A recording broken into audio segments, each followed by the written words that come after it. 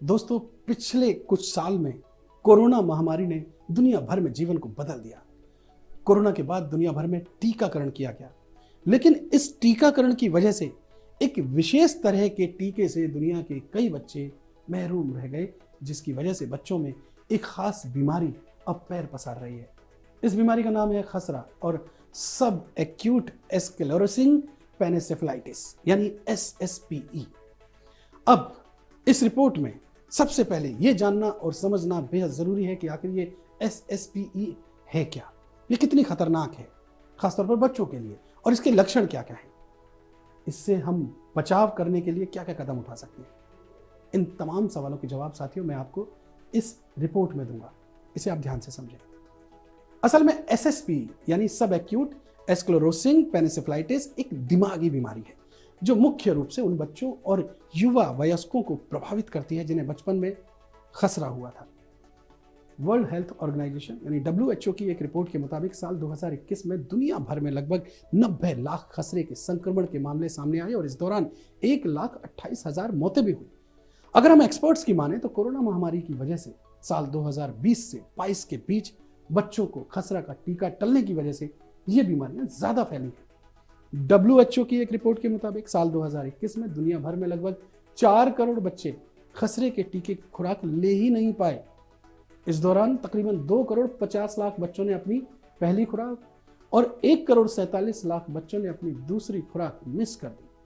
वहीं साल 2022 में भारत में तकरीबन 11 लाख बच्चों को खसरे के टीके की पहली खुराक नहीं मिली।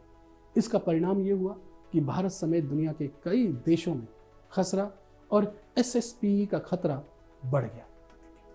सेंटर फॉर डिजीज कंट्रोल के आंकड़ों के मुताबिक SSPE मामलों की संख्या में भारत यमन के बाद दूसरे नंबर पर है। हालांकि ये एक दुर्लभ बीमारी है, यानी कम होती है, और इसका खतरा 1 लाख खसरा पीड़ितों में से 2 लोगों में होता है, यानी खतरे का जो रेशियो है वो भी बहुत कम है, लेकिन फिर भी है गंभीर। खसरे के संक्रमण के दौरान कभी कभी वायरस हमारे दिमाग में, मस्तिष्क में एंटर हो जाता है और वायरस की वजह से मस्तिष्क में संक्रमण का जो खतरा है वो बढ़ जाता है, जिससे मरीज SSPE का शिकार हो जाते हैं। SSPE के विकसित होने का खतरा उन लोगों में ज्यादा होता है जो 2 वर्ष की आयु से पहले खसरे से संक्रमित हो जाते हैं।